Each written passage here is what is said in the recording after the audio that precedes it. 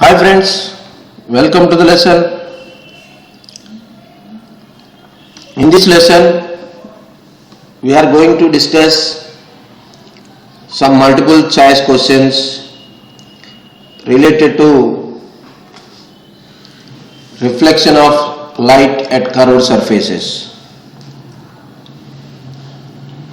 In previous video, we have discussed some questions depending on that reflection of light at curved surfaces.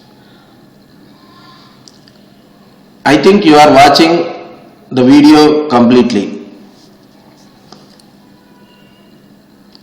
In this video also, we are going to discuss some questions related to curved surfaces. That is, depending on concave and convex mirrors.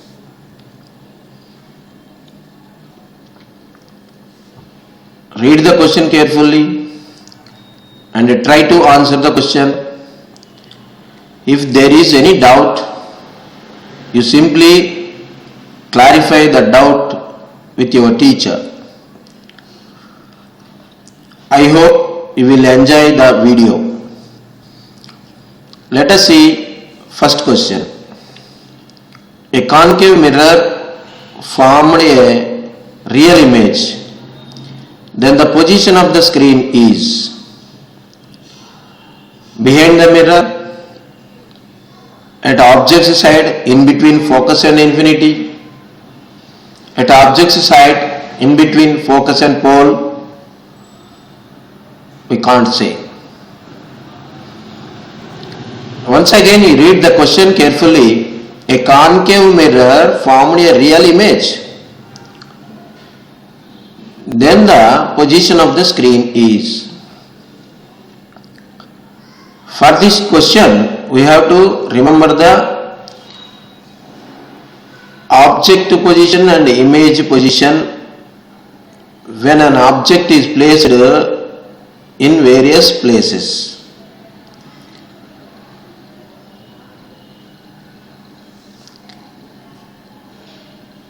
A concave mirror formed a real image. That means, what are the characteristics of real images? They must be inverted. All the real images are inverted. Now, we have to recall the position of the object. For this question, let us see these pictures. Observe these pictures carefully. Here the object is placed beyond 2F, that is beyond C. Here we are getting real image because it is inverted and it is formed in between F and C. In the second image, object is placed at C and the image also formed at C, and also it is real image. In the third picture or third image, object is placed in between F and 2F, that is C, and image is formed beyond C and also inverted, that means real image. Here in the fourth picture, object is placed in between pole and focus, and we are getting virtual image which is erected. Here we are getting erected image when the object is placed in between P and F. Here in this question, a concave mirror formed a real image, then the position of the screen is, that means except this position, except the position in the fourth picture, in all the remaining cases we are getting real image. So the object's position is in between focus and infinity. So our answer is screen should be at object's side and placed in between focus and infinity. In the first three cases we are getting the real image. Object is moving towards the mirror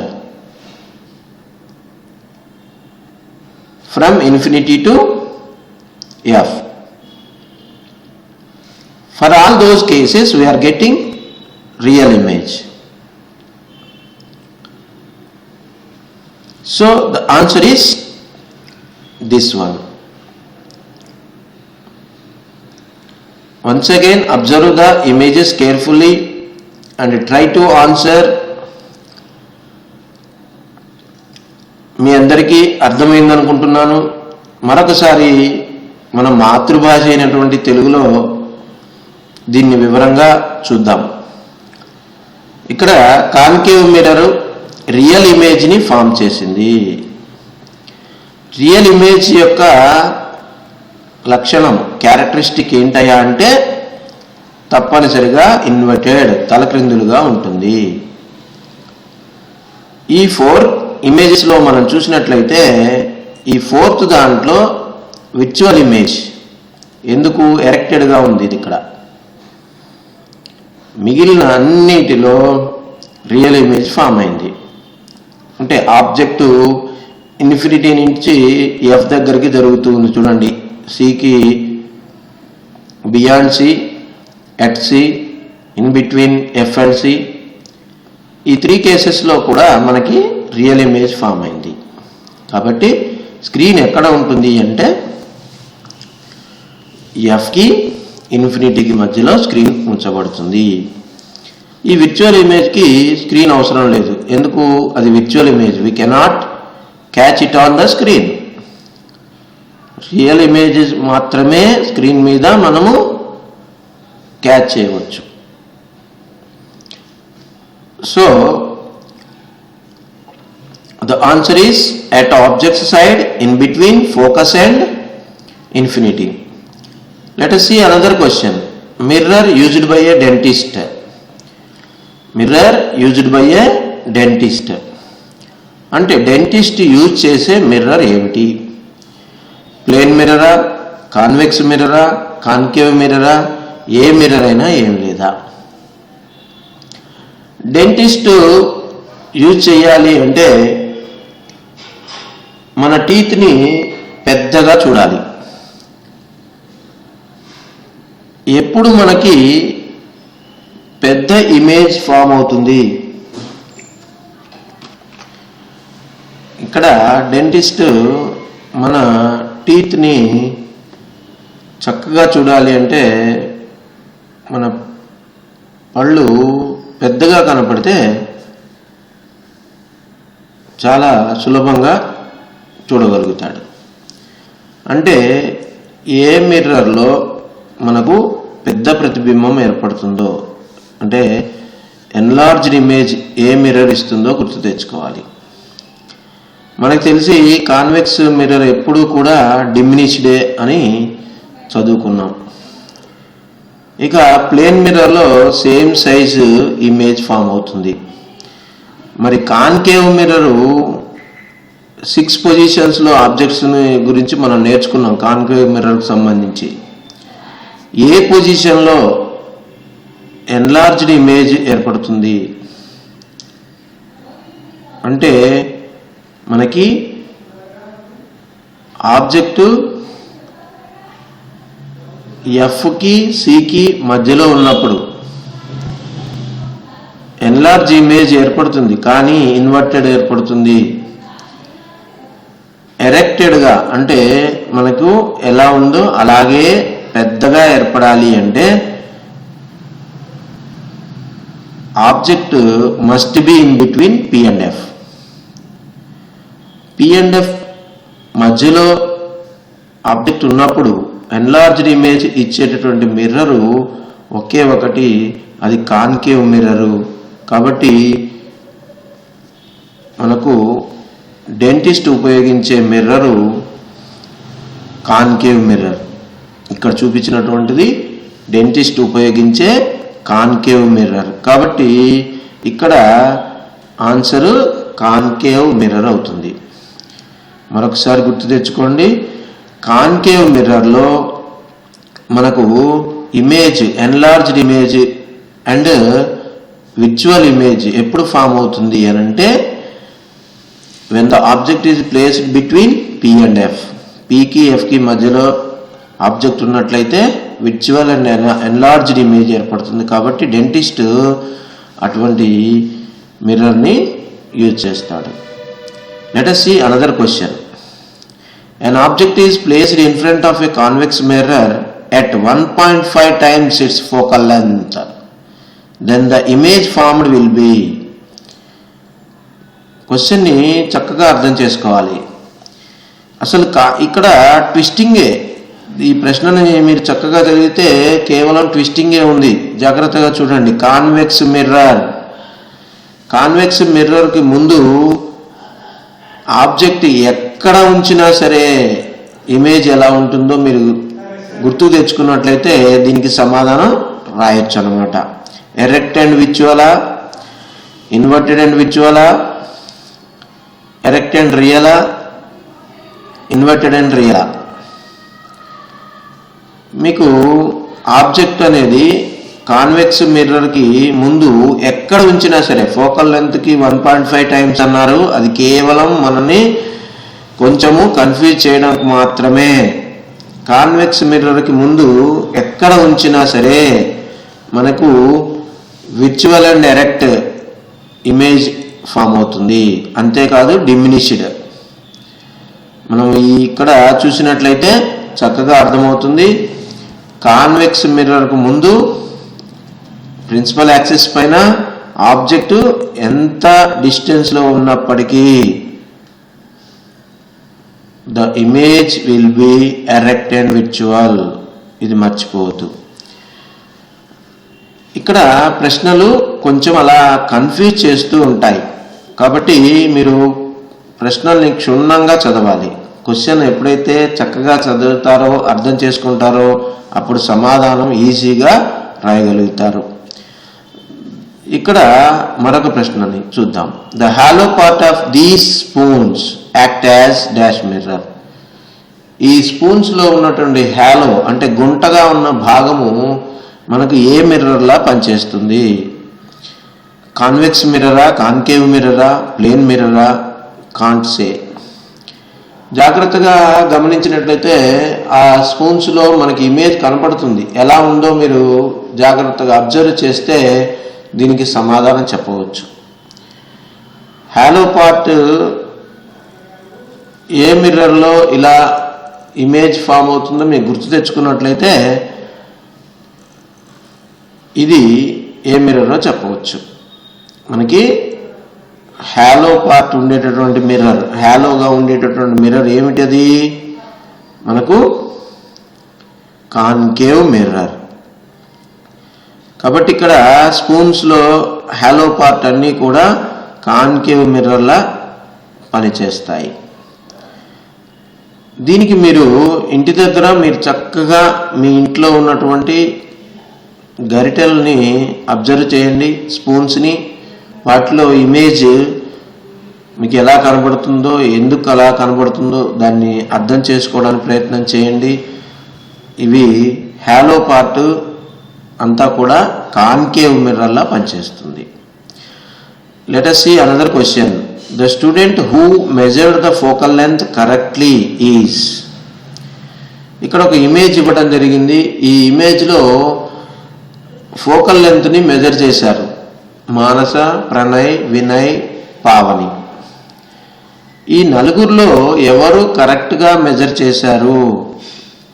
focal length, that means the distance between pole and focus. ఈ pole and ఫోకస్ని కరెక్ట్గా measure చేసిన వాళ్ళు ఎవరో చూడండి మీరు. మానస ఎక్కడో mirror పై నుంచి ఇక్కడ స్క్రీన్ దగ్గరకి మెజర్ చేసింది. ప్రణయ్ ఏమో మిర్రర్ ఇక్కడ కొంత పార్ట్ నుంచి మెజర్ చేశారు. పావని కూడా ఇక్కడ మిర్రర్ కింద నుంచి మెజర్ చేసింది. వినయ్ ఇక్కడ ఎగ్జాక్ట్గా the mid point of the mirror దగ్గర నుండి మెజర్ చేయడం జరిగింది. కాబట్టి the student who measured the focal length correctly is Pranaya, Vinaya, Manasana, Pavanya. ఏది ఆన్సర్ మనకి? Vinay measured the focal length correctly. So the answer is Vinay. ఇటువంటివి జాగ్రత్తగా మనం అబ్జర్వ్ చేయకపోతే టక్కన ప్రణయ్ అని కూడా చెప్తుంటాం.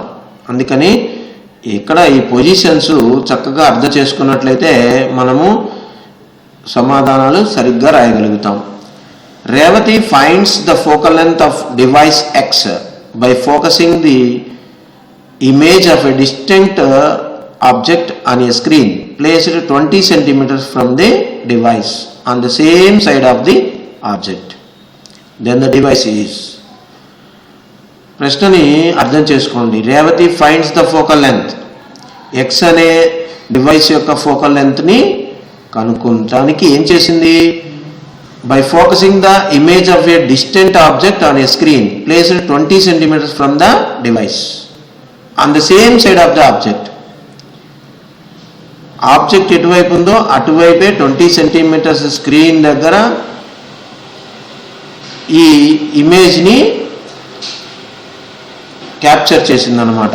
సో ఆ డివైస్ ఏమిటి? ఇక్కడ చూడండి, ఇక్కడ 20 centimeters దగ్గర స్క్రీన్ ఉంది అన్నారు కాబట్టి ఈ క్వశ్చన్లోనే మనకు ఆన్సర్ ఉంది.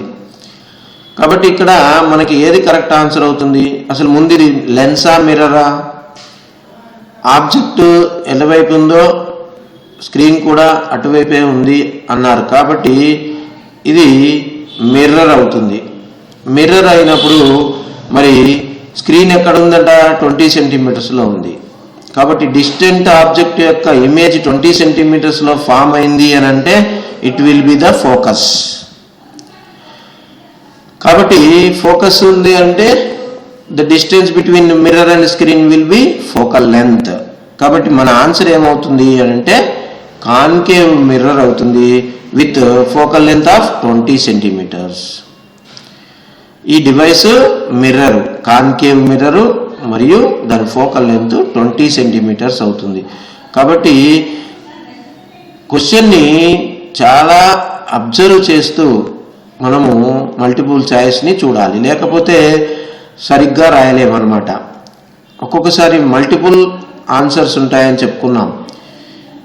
ఇక్కడ నెక్స్ట్ క్వశ్చన్ చూద్దాం. To form the image on the object itself by using a concave mirror the object should be placed at సియా, ఎట్ ఎఫ్, బియాండ్ సీనా, బిట్వీన్ ఎఫ్ అండ్ సియా. ఏమన్నారు ఇక్కడ క్వశ్చన్లో? ఇమేజ్ ఆబ్జెక్ట్ ఒకే దగ్గర ఉండాలి. To form the image on the object itself by using concave mirror. Concave మిర్రర్లో ఈ ఆబ్జెక్ట్ ఎక్కడైతే ఉంటుందో అక్కడే ఇమేజ్ ఫామ్ అవ్వాలి. అంటే ఆబ్జెక్ట్ ఎక్కడ ఉండాలి మనకు గుర్తు తెచ్చుకోవాలి. 6 పొజిషన్స్ మనం నేర్చుకొని ఉన్నాం. ఈ పిక్చర్లో చూసినట్లయితే మనకు అర్థమవుతుంది. ఆబ్జెక్ట్ సి దగ్గర ఉంటే మనకు సి దగ్గరే ఇమేజ్ ఫామ్ అవుతుంది. So object should be placed at C. కాబట్టి మనకు ఆన్సర్ ఏమవుతుంది? ఇక్కడ ఎట్ సి అనేది ఆన్సర్ అవుతుంది. ఇక్కడ ఇమేజ్ ఆబ్జెక్టు ఒకే దగ్గర ఫామ్ అయినాయి. Thank you for watching.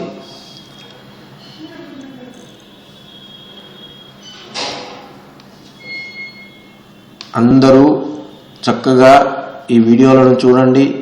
వీటిలో ఏమైనా సందేహాలు ఉన్నట్లయితే మీ ఉపాధ్యాయుని అడిగి వాటిని నివృత్తి చేసుకోండి. Thank you once again. We will meet you in the next video. Till then, bye.